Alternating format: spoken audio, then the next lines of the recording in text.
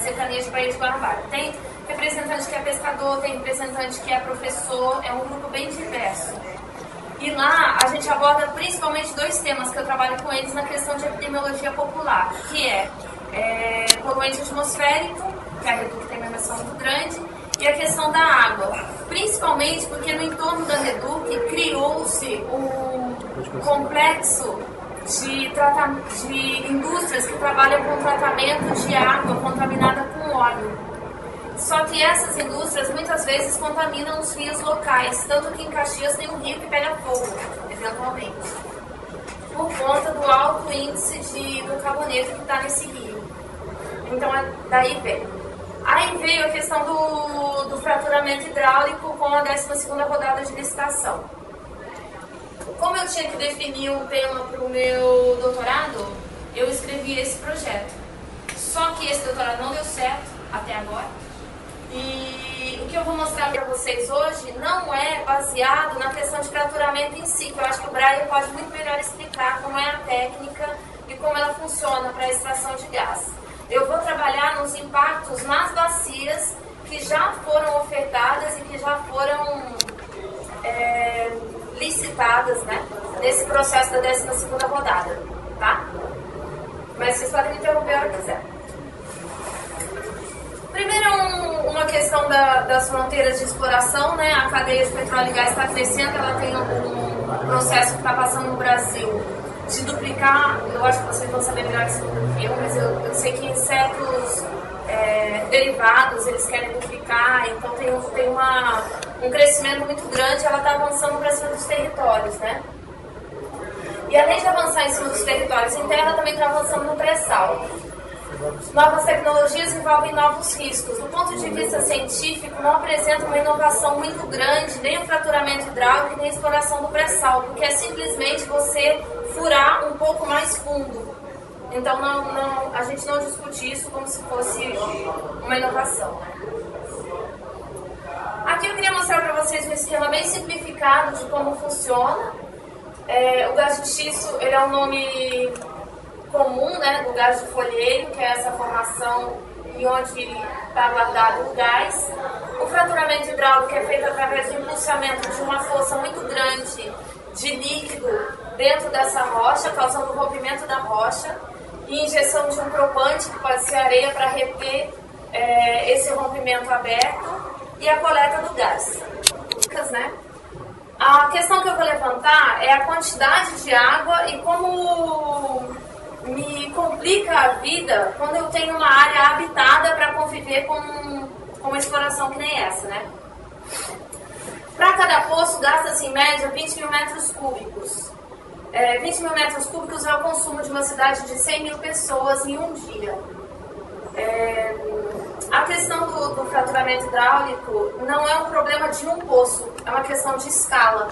Então a gente vai amadurecer isso, mas é uma quantidade muito grande comparada com a exploração normal de gás. Além de você injetar esse monte de água, ela vai retornar. Então eu vou ter essa quantidade de efluente. Num país em que eu não consigo tratar nenhum esgoto, essa água residuária vai ser um desafio. Bem-vindos. Tudo bem? Tem cara aqui. Eu acabei de começar. E as estações de tratamento de água não necessariamente são junto aos poços. Normalmente essas estações são centralizadas, então isso envolve um transporte de água muito grande. Se você tiver que transportar 20 mil metros cúbicos, são 1000 carretas de água. Então esse transporte de água é um outro efeito que esse tipo de exploração causa na vizinhança, tanto em infraestrutura de estrada, quanto em ruído, contaminação, problema de trânsito, acidente de trânsito e emissão de gás, de poluente, né, de carro. Isso, se tudo der certo, se o processo acontecer sem nenhum problema, é isso que vai acontecer. Vai ter um aumento de ruído, trânsito, transporte de cargas pesadas e equipamentos, emissões de poluentes pelo flare, porque ela também tem um flare, e aumento de demanda e custo da água. No Brasil, o petróleo, assim como a água, ele pertence à União, e ela é outorgada. Diferentemente das licitações de petróleo, a água não necessariamente envolve um custo direto para a empresa num primeiro momento, porque os comitês de bacia ainda não estão organizados para realizar a cobrança da água. Mas assim que eles estiverem organizados, toda a água vai ter um custo. E, embora a legislação preveja que o uso para abastecimento público deve ser o uso prioritário, vocês vão ver que isso já não acontece. Então eu vou entrar nessa discussão. Aí, se tudo der certo, isso que vai acontecer. O que pode acontecer é algum problema nessas etapas do processo. Eu posso ter um rompimento quando está aqui dentro do aquífero, posso ter uma dessas fissuras entrando dentro do aquífero e posso ter contaminação da água residuária para o solo e posso ter um acidente de um caminhão desse que cai na beira de um rio e contamina uma água superficial. Então, além desses problemas, eu também posso ter a contaminação de águas superficiais, lençóis freáticos e aquíferos aí depende da fase. Ou eu vou ter fluido, ou eu vou ter o próprio gás, né? Como nos Estados Unidos já tem uma confirmação que quanto mais próxima você está do poço, mais concentração de gás metano tem dentro da água, pode causar explosão. Ou eu vou ter a contaminação por água residuária. Como eu estava dizendo, o problema não é ter um poço. O problema é ter uma escala de exploração que o gás de xisto exige para ele ser viável economicamente, que é muito grande. Nos Estados Unidos, por exemplo, estava numa média em 2012 de se abrir 90 poços por dia. Então, se a gente tiver um empreendimento que venha com essa força, a gente vai ter um impacto muito grande. Aqui é um exemplo de um campo na Pensilvânia. Ali é como as águas residuárias são armazenadas. Diferentemente de uma água residuária comum, dificilmente a gente pode armazenar ela em tanques fechados, porque como ela tem gás junto, ela pode explodir. Então a gente tem problemas, porque aí as aves e outros animais, porque vocês podem ver aqui, ó, não há uma seca. Como não há uma regulamentação muito clara sobre o fracking ainda, não há leis rígidas sobre a proteção que deve ter esse tipo de poço. Então, nos Estados Unidos é muito comum gado morrer e aves morrerem por tomarem dessa água, porque eles não sabem e eles têm o livre acesso a ela. Aqui eu vou entrar nas etapas do fracking, mas na verdade eu coloquei isso aqui em cada etapa eu vou falar de um impacto nas nossas próprias bacias. Eu poderia descrever a questão de como está sendo feita nos Estados Unidos, mas eu acho que o Brian vai entrar mais nisso, nos impactos que já são sentidos lá, né? A gente já tem impactos lá e eu estou tentando fazer uma previsão de como esses impactos... Tá, eu vou que vou. De como esses impactos vão dar nas nossas bacias, né? Para ilustrar cada impacto, eu escolhi uma bacia. Minha primeira bacia, para falar da questão do estudo geológico e escolha das áreas, que é a primeira fase, é a bacia Madre de Deus, que fica nessa pontinha do Acre aqui. Esse mapa, eu peguei da EPE, mostra a probabilidade de você encontrar gás ou petróleo. A probabilidade de encontrar gás ou petróleo no Acre é muito baixa. No entanto, entrou-se na licitação esse campo, porque eles querem abrir essa nova fronteira no Acre. Por quê? Aqui. Consegui. Esse campo fica rodeado de índios.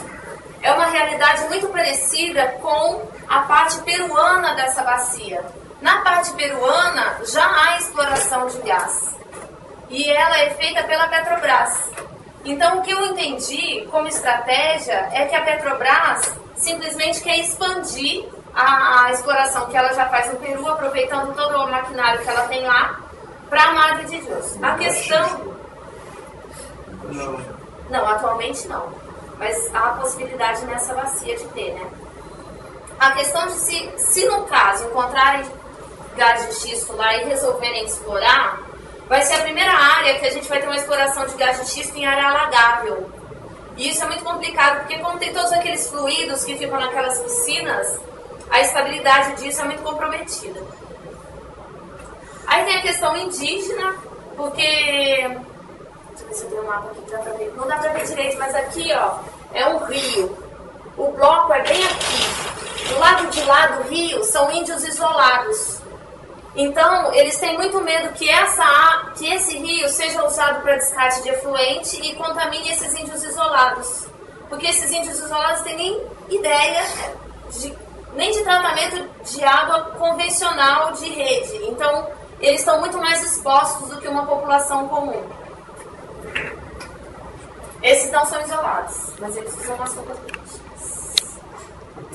A estratégia da ANP, pelo meu visto, e que a gente está abordando isso nas apresentações, é que ela trata a questão do gás de xisto como se não houvesse populações envolvidas. Tanto que em todos os mapas que você pegar da ANP não tem nada lá, parece que ninguém mora lá.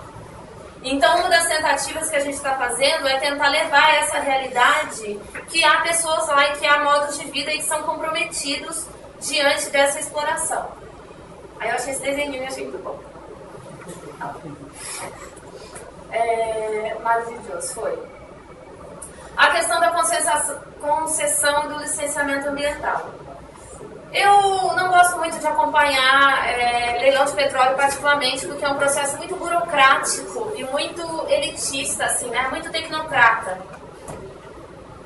Eu acompanhei mais esse porque tinha um envolvimento da questão de fracking e a proposta de uma nova regulamentação. Quando eu fui na audiência pública, o responsável pela segurança de operações da ANP foi conversar comigo dizendo que ele queria fazer uma regulamentação e queria a opinião da Fiocruz nisso. Eu fiquei com muito medo, porque a ANP ela não tem a definição jurídica de legislar sobre a questão de água. Nem sobre a questão de água em cima de copos superficiais e muito menos sobre água de abastecimento. E na proposta dela, de leilão, ela passou por cima do relatório que o GTPEG fez, que é um relatório bem legal, e ela não levou em consideração nenhuma colocação dele. E ela propôs uma minuta de regulamentação em que ela propunha os parâmetros que as indústrias deviam fazer antes e depois de explorarem o gás de xisto. E o cara da ANP falou na audiência pública que eles estavam fazendo isso para salvaguardar as indústrias de um possível processo de acusação de contaminação se eles não fossem responsáveis por isso.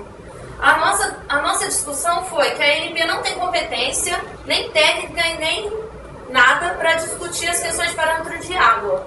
Então tem uma sobreposição de competências que a gente está tentando levantar na questão de saúde e na questão de meio ambiente.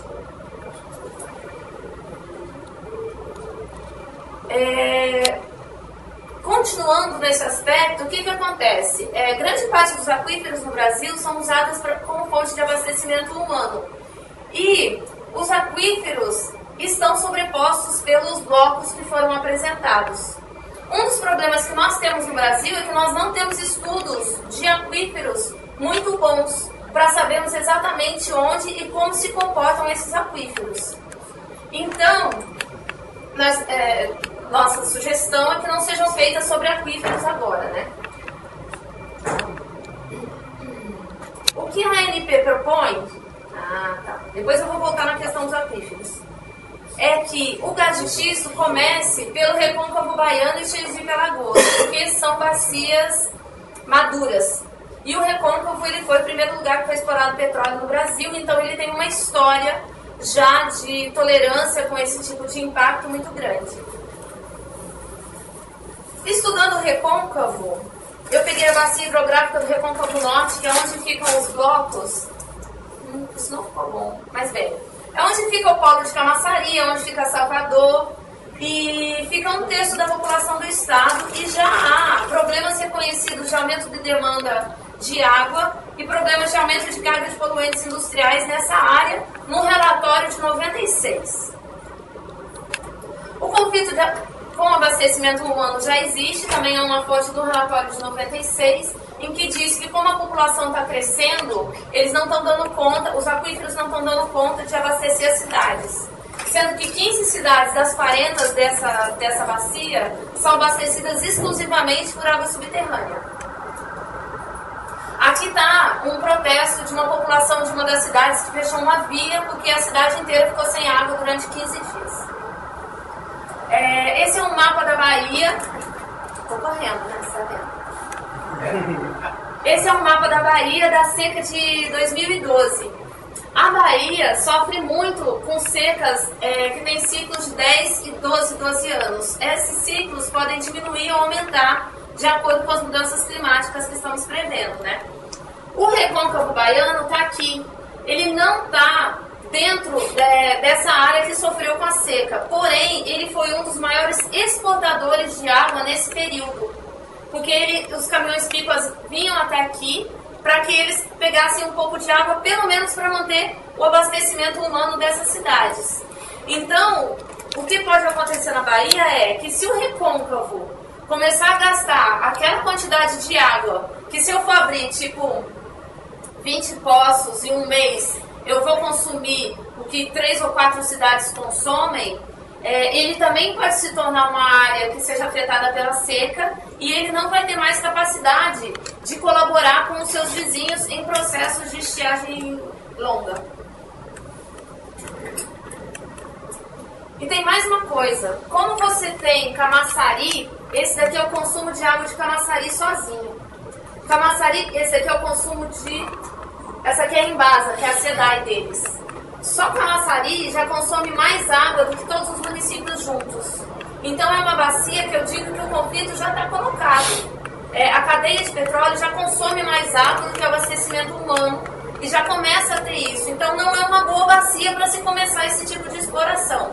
Pelo menos é isso que o balanço hídrico diz. Falta de água. Recôncavo, estamos quites, né? Que não é um bom lugar. O Acre, também não sei. Vamos agora... O Acre você já falou, o Mar Religioso e Acre é... Então agora vamos para a última bacia. Eu separei 3 que são os blocos que foram mais... Foram as 3 bacias que tiraram mais blocos arrematados no último leilão. E se for a bacia do Paraná? A bacia do Paraná fica em cima do aquífero Guarani. E como há possibilidade realmente de você conseguir contaminar um aquífero, o que acontece se o aquífero Guarani for contaminado, né? No Brasil, nós não temos controle da qualidade de água de aquíferos, nós temos controle da qualidade de água de abastecimento humano. Então, cidades pequenas poderiam nem saber que estão tomando água envenenada, porque elas não têm seu próprio mecanismo de monitoramento da qualidade dessa água. Então, a gente acha que esse sistema tem que ser montado antes de você começar esse tipo de exploração. Não tem alerta em caso de poluição. E no Brasil, 3.500 municípios fazem captação em águas profundas. A gente não tem ideia de como esses aquíferos que eu mostrei no começo, que são vários, são interligados ou não. Eles podem ou não ser interligados. E não há experiência de recuperação de qualidade de água em aquífero. Diferentemente de um rio, que a gente vê a contaminação e tem a possibilidade de aplicar um tratamento, em aquífero dificilmente a gente consegue definir onde está a poluição e muito menos tratar essa água. Aqui tem um desenho do aquífero Guarani só para mostrar para vocês como ele é disperso no subsolo. Ele não é um bloco de água. Ele tem bolsas e essas bolsas são interligadas ou não. Pode ser que eu faça uma contaminação e contamine só uma bolinha, e pode ser que eu contamine uma grande área que eu não tenha controle, né? O aquífero Guarani, essas partes em azul, são as áreas que eles são afloradas, que são as áreas que há risco de contaminação mais evidente, porque ele está mais perto da superfície. Essa área laranjinha é a área que ele está mais profundo, sendo que aqui na Argentina ele chega a estar a mais de 1.000 metros para baixo. A discussão a gente está fazendo essa discussão aqui no Brasil, mas no Uruguai já descobriram um potencial de gás de folheiro lá. Como o Uruguai tem uma dependência energética muito grande, eu acredito que a pressão lá para a exploração desse recurso vai ser muito maior do que a nossa. Então talvez a gente segure por conta do aquífero Guarani aqui, mas a gente não consiga segurar o Uruguai. E na Argentina já está tendo fraturamento hidráulico. Então eu acho que a gente tem que ter, é uma questão internacional que a gente tem que levar em conta, né? Por último, eu vou falar um pouquinho sobre o tratamento de água residuária, porque na verdade eu sou química de processo de tratamento de água. Mas nem vou entrar muito nessa questão. Essa água residuária é muito difícil de ser tratada, porque ela tem alta salinidade. E ela é uma água misturada com muitas coisas, porque ela vem com um pouquinho de fluido, ela traz rochas dissolvidas do solo e ela tem o propante, que se o propante for nanopartículas, ele pode também sofrer dissolução em altas pressões. A composição do fluido varia de acordo com a fase do processo. Você está perfurando, você usa um fluido. Se você está fraturando, você usa outro. Então isso também compromete o tratamento. Fala-se muito da possibilidade de reuso. Normalmente os fluidos são reutilizados na abertura de poços. Porém, o reuso do líquido todo do fraturamento, a porcentagem de possibilidade de reuso é muito pequena diante da quantidade enorme de água que se usa. E depois de tudo isso, normalmente o que ocorre é a reinserção no solo de parte dessa água. O que a gente também ainda não tem muitos casos para poder ser estudados. Na bacia do Recôncavo, tem casos de que se salinizou a água, voltando água de processo de perfuração de poço em aquífero, utilizado depois da exploração, né? Então é uma coisa que a gente ainda não tem muito conhecimento, mas é uma prática comum nessa indústria.